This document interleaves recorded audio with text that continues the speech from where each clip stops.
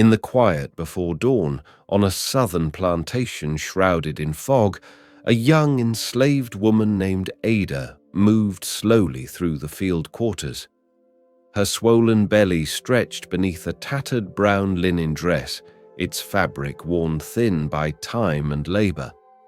Each step she took sent pain through her back and legs, but she did not stop. She couldn't. Welcome to The Glorious Historian, where the silenced voices of enslaved Africans resound through time. From brutal chains to unbroken spirits, we unveil their struggles, resilience, and legacy. Subscribe now, share your thoughts below, and journey deeper into their truth. Let their voices guide your heart. Listen on. Ada was only 17, and this was her first child. She had no midwife, no medical care, and no protection. Her pregnancy was not a gift, but a transaction.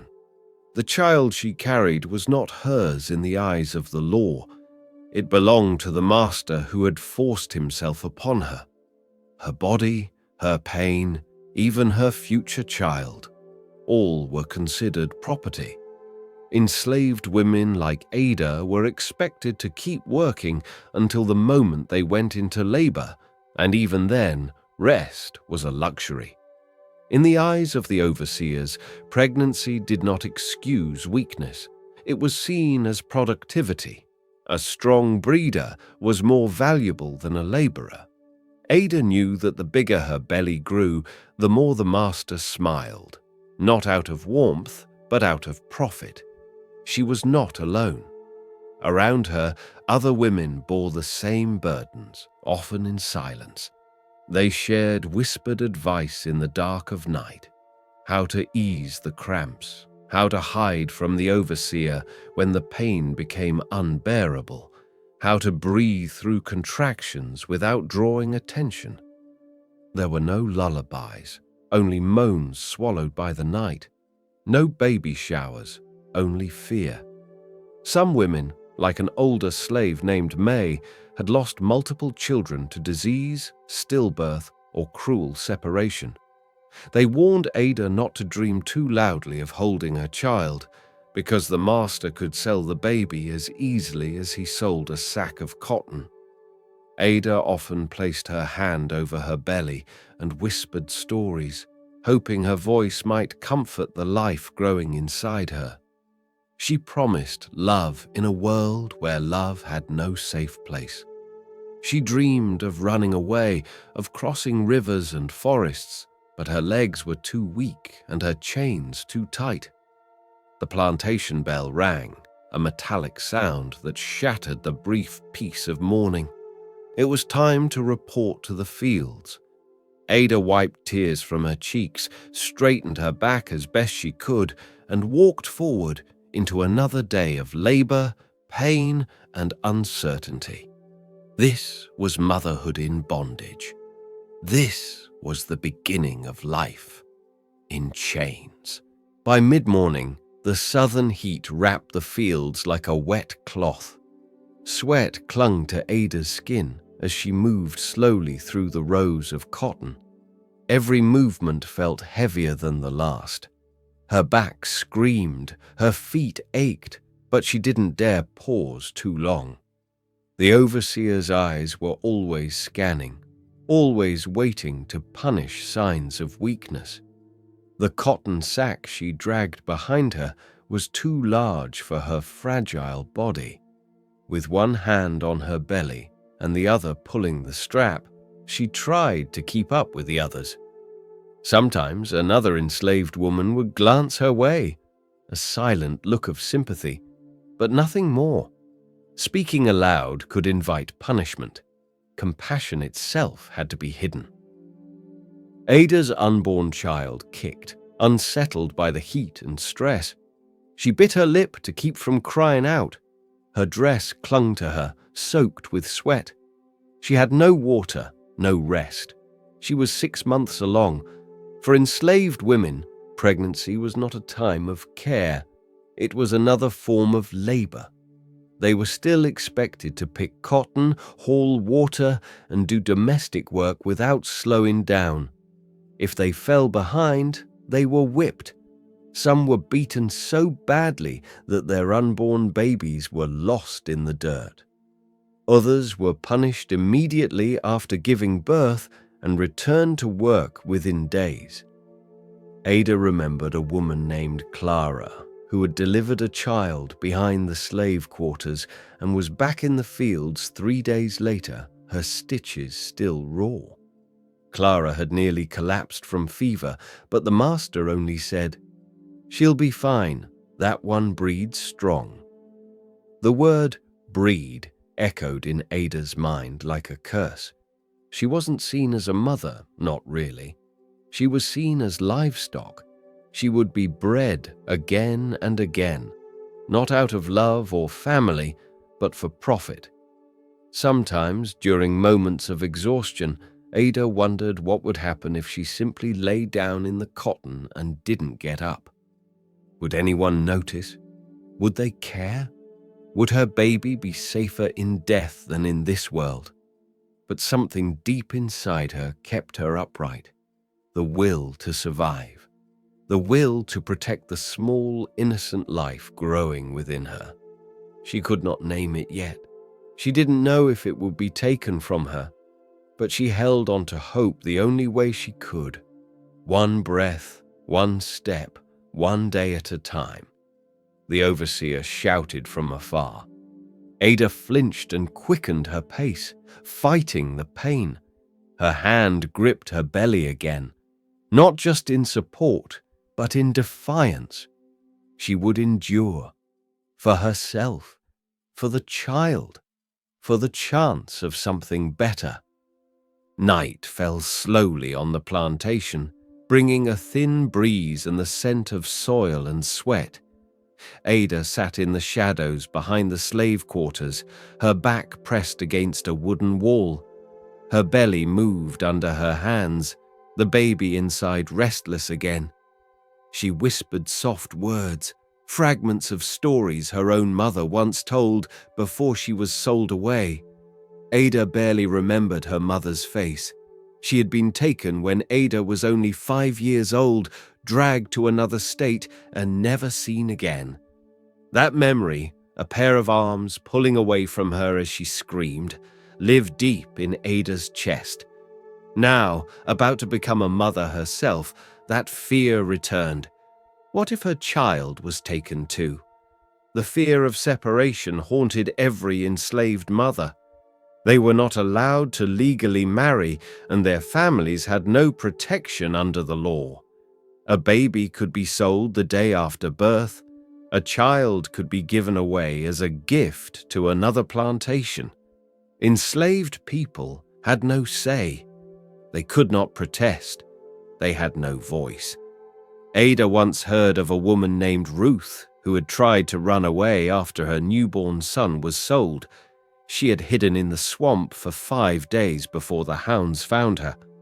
She returned bloodied, her body chewed and broken. The other women whispered about her in mourning tones, not just because of her wounds, but because her courage had failed to change anything. The system crushed rebellion and erased grief. Even sorrow had to be swallowed in silence. Cry too loud, and the whip would remind you to behave. Ask too many questions, and you'd find yourself tied to a post. As her pregnancy advanced, Ada was sometimes assigned to indoor work, cleaning the kitchen or chamber pots. At first, she thought this would bring relief, but the work inside was no kinder. The mistress of the house scolded her for moving too slowly, for breathing too loudly, for taking too long to bend down. Once, Ada fainted in the heat while scrubbing the floor, and the mistress slapped her across the face. "You think your condition makes you special?" she hissed. "You're not the first to waddle around here full of bastards." Ada didn't respond. She couldn't. Her lips stayed sealed, not because she agreed, but because survival demanded it. Every day brought a choice that wasn't a choice. Stay quiet or suffer worse. Hope or be broken. Smile or be whipped. But deep inside, Ada still carried something no master could reach. The quiet flame of defiance. A love no chains could destroy. She didn't know if she would get to keep her child, but she knew this. She would love it anyway. The night Ada went into labor, the sky was full of heavy clouds, and thunder rumbled somewhere in the distance. No midwife stood beside her, no doctor came, no bed, no clean water, no hands trained to help. Her labor began in silence, hidden behind the slave quarters, crouched beside a low wooden fence, pain rolling through her like waves crashing against rock. Her moans were quiet, clenched between her teeth. She dared not wake the overseer. Giving birth was not considered a time for care or attention. It was a nuisance, something to be endured alone. An older enslaved woman named May, who had helped other women before, slipped beside her in the darkness. May brought a scrap of cloth, a gourd of water, and her weathered hands. She didn't speak much, just nodded, took Ada's shaking hand and pressed her other hand to her belly. "You're strong," May whispered, "and you'll have to be stronger still." Lightning cracked across the sky, illuminating their faces for a brief moment. Ada's forehead was soaked with sweat, her eyes wild with fear and pain. She felt like her body was tearing apart, and yet no scream left her lips. There was no comfort, no clean room, no safety. The ground beneath her was wet with dirt and blood. May guided her through each contraction, whispering directions passed down through generations of enslaved women who had all been forced to give birth in the shadows of violence. The labor lasted hours. At one point, Ada nearly fainted. May slapped her cheek gently, forcing her back to focus. "You must stay with me, child," May said. "Your baby needs you strong." Finally, with a cry muffled by thunder, the child emerged, small, slick, and fragile. A girl. Ada collapsed backward, the pain replaced by dizzying exhaustion. May moved quickly, wrapping the child in a piece of torn cloth. The baby didn't cry at first. For a moment, Ada feared the worst, then a small gasp, then a whimper, then a wail. The sound was sharp and alive, and it broke something inside Ada that had long been frozen. She reached for the child, her arms trembling. May placed the baby in her hands. In that moment, nothing else existed. Not the master, not the chains, not the blood on her legs.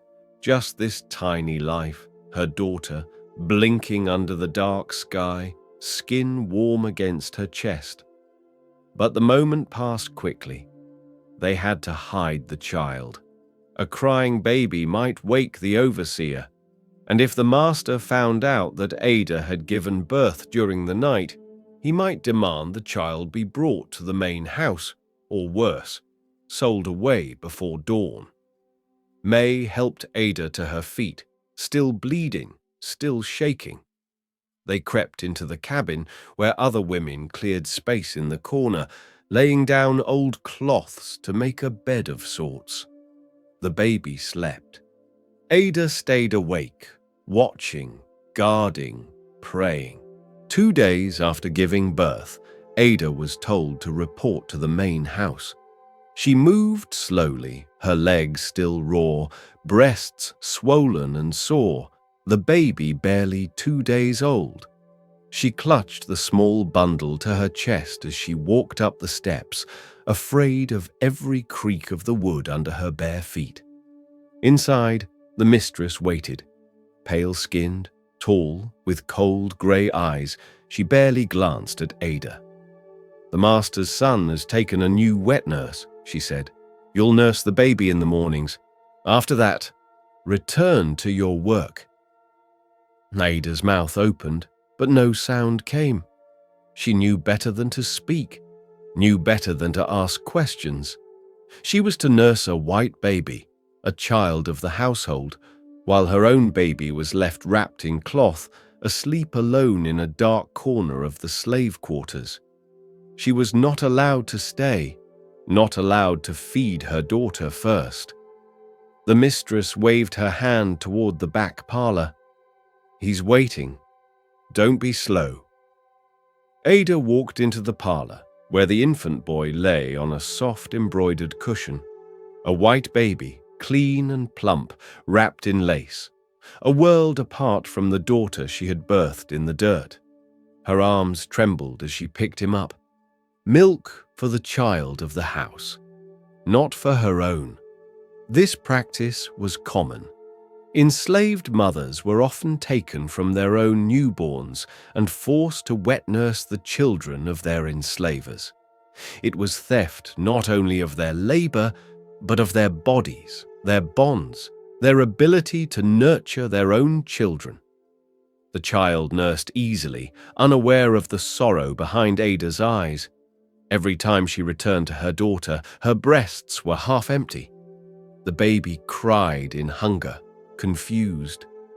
Ada did her best to produce more milk, to soothe the child with warmth and song, but her body could only give so much.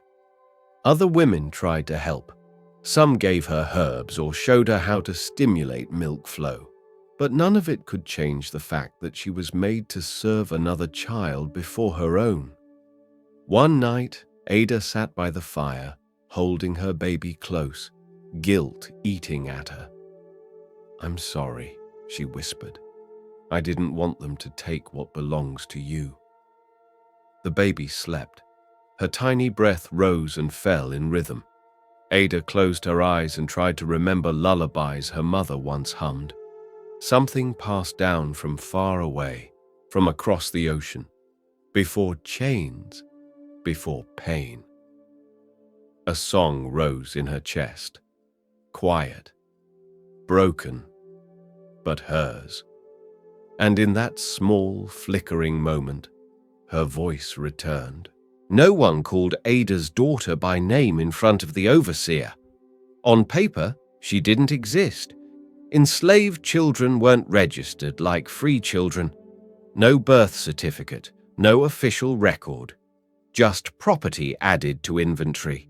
Female child, healthy, born June. But in the hidden corners of the cabin, the baby had a name. Nia. A name spoken in whispers, handed down from generations before. It meant purpose in an African language May said she once knew long ago when her grandmother still sang it. "Say it under your breath," May told Ada. Not for them to hear, for her to feel. So Ada did. Each night she rocked Nia and whispered her name like a prayer. When her lips touched her daughter's forehead, the name passed between them like a secret spell, a word of protection in a world without mercy. Naming a child under slavery was an act of quiet rebellion. Masters often renamed children: Sarah, Tom, Lucy, George, plain English names that erased their heritage. Sometimes they were named after the master himself as a cruel reminder of ownership. But among themselves, mothers held on to older names, names with memory, meaning, rhythm. They couldn't give their children freedom, but they could give them identity. And so Nia was never just the girl or the baby. She was purpose. Each passing day, Ada grew more protective. She kept Nia wrapped tightly on her back while working in the fields when allowed. Other times she left her with May or another woman too old for the fields. Despite exhaustion, Ada stayed alert. She memorized every sound, every footstep, every voice that passed near her daughter. She feared a sudden order. Take her to the house. Or worse, she's been sold.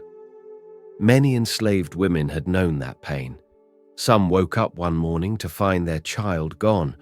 Others returned from the field to see the empty blanket, the silence unbearable.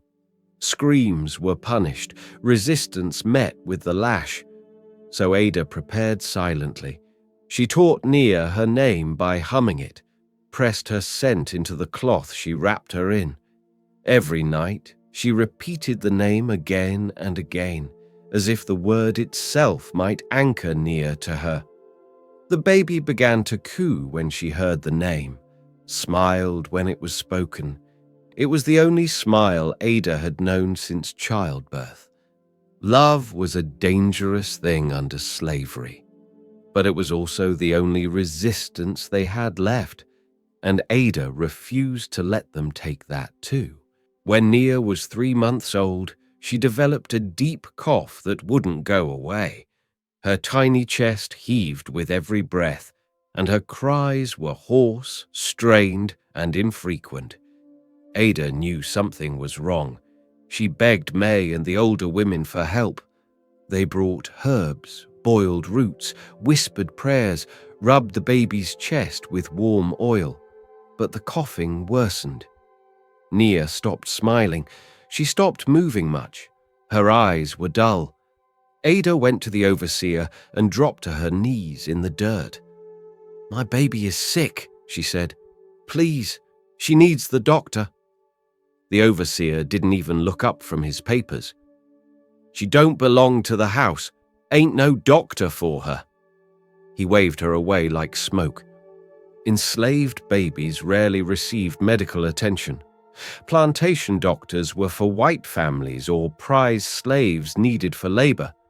Infants, especially those of women considered replaceable, were seen as dispensable. If a child died, the ledger would be updated. That was all. But to Ada, Nia was everything. She tried to nurse her, but the baby was too weak. She held her against her bare chest through the night, praying her warmth might bring strength. She cried silent tears so the others wouldn't wake. No one had the luxury to grieve loudly. May sat beside her, offering more herbal tea, wringing her hands. "I've seen some pull through," she said softly, "but some don't." Ada refused to hear that. She carried Nia with her to the fields the next day, tied against her body, skin to skin. Every 10 minutes she checked if the baby was breathing. Every sound, every motion, she turned back to look. That night, the fever came. Nia's skin burned hot under her fingers. Her breathing was short and fast. Ada pressed wet cloths to her forehead. She sang softly, voice shaking. In desperation, she tried sneaking near the kitchen where the house medicines were kept. But she was caught, slapped hard and told if she stole so much as a drop, she'd be lashed. She returned to the cabin empty-handed. All she had were her arms. She held her daughter close, pressing her lips to the child's temple, whispering the name again and again. "Nia, Nia, Nia." She prayed not to any god she knew, but to the ancestors, to the women who had come before, to the spirits that crossed oceans in chains and still survived. "Let her stay," Ada whispered. "Take me if you must, but let her stay." In the morning, the fever broke. The cough lingered, but the light returned to Nia's eyes. A weak smile flickered across her lips. Ada exhaled for the first time in days. She had no doctor, no medicine, no help, but she had her arms and her name, and love that refused to surrender. Not every mother on the plantation could carry her child. Some were forced back to work days after birth, babies handed off to elders, or left lying in shared cloth cradles made from old sacks. Others were sent to different fields, different buildings, far from where their children slept. Ada often heard the stories. One mother, Eliza, was caught hiding in the laundry house, nursing her infant when she should have been at the loom. They whipped her in front of the others. The baby cried until he fell silent. Another woman, Suki, was made to carry heavy buckets while her body still bled from childbirth. When she collapsed, the overseer called her weak and ungrateful. The punishment was extra hours, not rest. Everyone had a story, and behind each one, a deeper truth. Enslaved women were expected to be machines, reproductive, productive, obedient. Their bodies were meant to labor and to birth more laborers. Feelings had no place. Grief was invisible. Suffering was routine. Some women began to shut down. There was a look Ada came to recognize, a hollowness in the eyes, a stiffness in the walk. It was the mark of a mother who'd lost a child, or worse, had learned to stop feeling anything at all. That was how they survived. One night, a woman named Ruth told Ada quietly, "I stopped naming them after my third. It hurts less."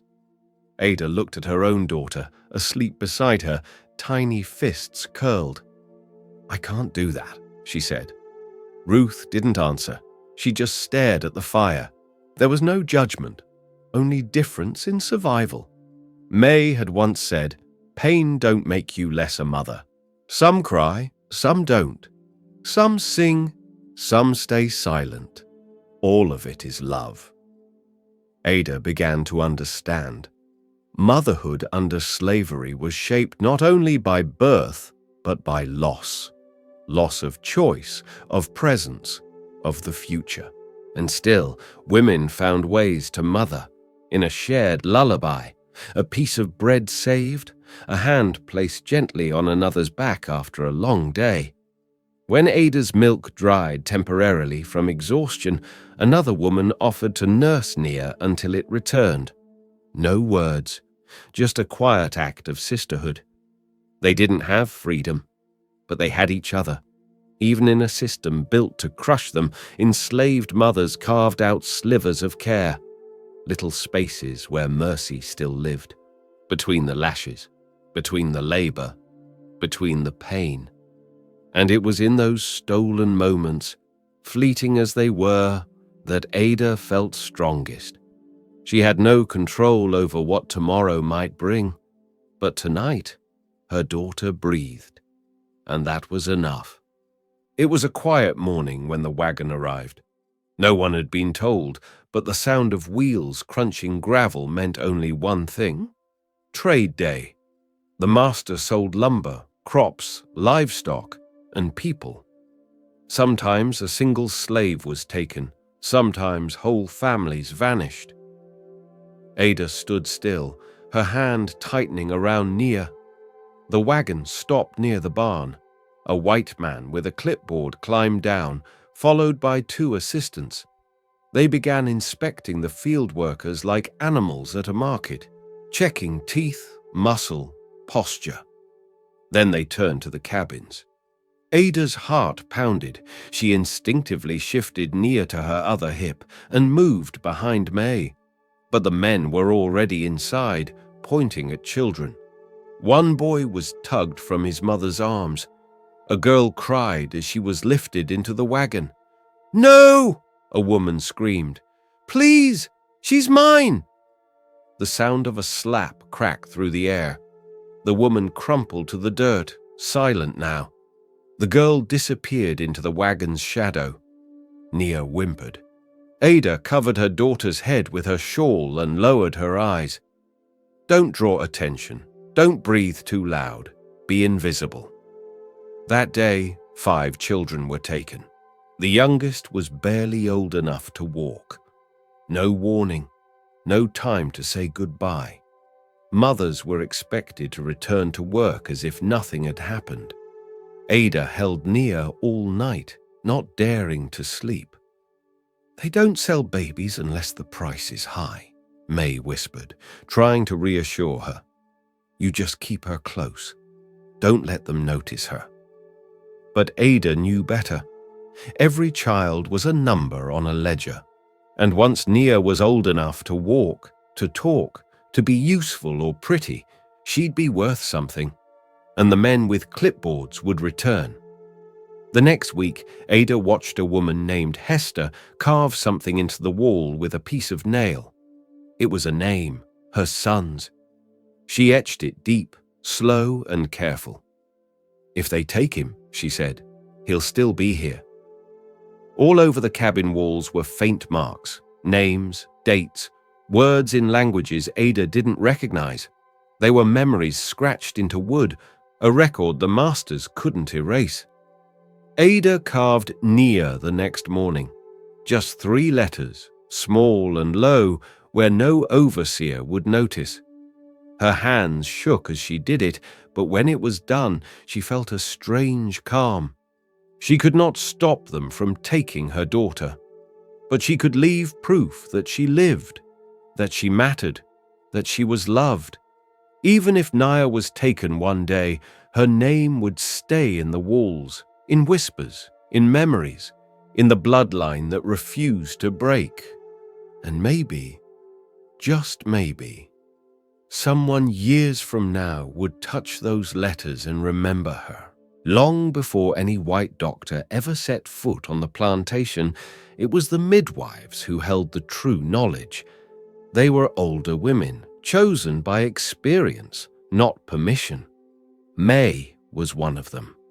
So was Auntie Sal, who spoke little but could feel a baby's position just by placing her hand on a belly.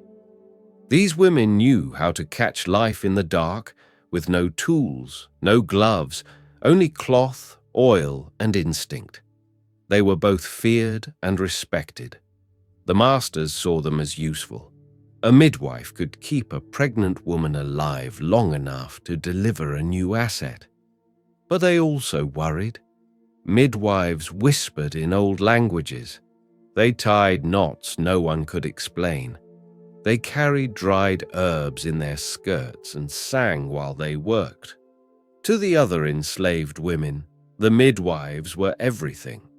They were the ones who stayed during labor, who whispered, "Breathe," who held hands when the screaming started.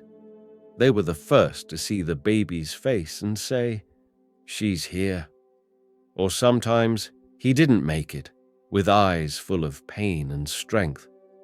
Ada came to see May differently after her own birth. Not just as a friend, but as a keeper of power, of memory, of resistance. May had a way of speaking without raising her voice. When she gave advice, you listened. When she told you a certain leaf boiled in water would help the pain, you did it. Not because it was superstition, but because it worked. Some nights, May and the others gathered in secret. They passed down knowledge. How to ease labor, how to stop bleeding, how to treat infection when no medicine was given. They taught how to listen to the body, to know when something was wrong before it was too late. They also passed down other things. How to help a woman end a pregnancy when she had been raped by a master. How to protect a newborn from being noticed too early by overseers. How to survive in a world where motherhood could be a death sentence. It was dangerous knowledge, but it was sacred. One night, Ada was invited to join them. She was young, but May said she had strength, that her birth had shown something inside her, a knowing. In a dim cabin lit by embers, Ada sat with women twice her age. They showed her dried plants, whispered their names, their uses. They told her which roots cooled a fever, which leaves soothed the womb, which combinations must never be misused. It felt like entering a world beneath the world, a secret garden buried under the fields and cabins, tended by women who refused to forget. Ada listened. She remembered. She would not only survive, she would learn how to help others do the same. Seasons passed. Ada watched Nia take her first steps in the shadow of the sugar house. The child wobbled barefoot across the dry earth, reaching toward her mother's open arms. The sky was grey with ash from the boiling cane, But in that moment, it felt golden. For every day of hardship, there were brief moments like this. Moments that didn't erase the pain, but made enduring it possible. Ada's body still ached from long days in the field. Her hands were rough, her back stiff, but her heart remained soft because of Nia. Motherhood under slavery was a defiant act. To love deeply in a system built on dehumanization was to rebel quietly, daily. To cradle a child, to teach her to hum an old song, to whisper her real name, not the one assigned by masters, was an act of preservation. One night, Nia fell sick. She burned with fever, shivering even as her skin scorched to the touch. Ada panicked, but remembered May's lessons. She brewed bitter tea from boiled bark and pressed cool cloths to her daughter's body through the night. At dawn, the fever broke. Nia slept peacefully, chest rising and falling like a calm tide. Ada knelt beside her and wept, not just from fear or relief, but from the weight of being a mother in chains, the constant dread of losing, of not being enough, of being unable to protect, and yet the unrelenting will to try anyway. When May passed months later, the midwives placed dried herbs in her hands and laid her in a quilt she had stitched herself. Ada stood beside her, holding Nia close. She promised silently to carry the knowledge May had given her, to pass it on, and so she did. Years later, when another young mother went into early labor during harvest, it was Ada who left her row without asking, who knelt beside the woman and spoke steady words of strength, who caught the baby before he touched the dirt. She remembered May's voice in her mind. Breathe. Hold on. You are not alone. Nia grew strong. She learned to walk in silence, to hide when the wagon came, to speak carefully when asked her name. But she also learned the songs of her ancestors, the names of herbs, the art of listening, all passed from mother to daughter in secret. Ada never had freedom, but she gave her daughter something close to it, the tools to endure, to care, to remember. And in that, she sowed seeds of resistance.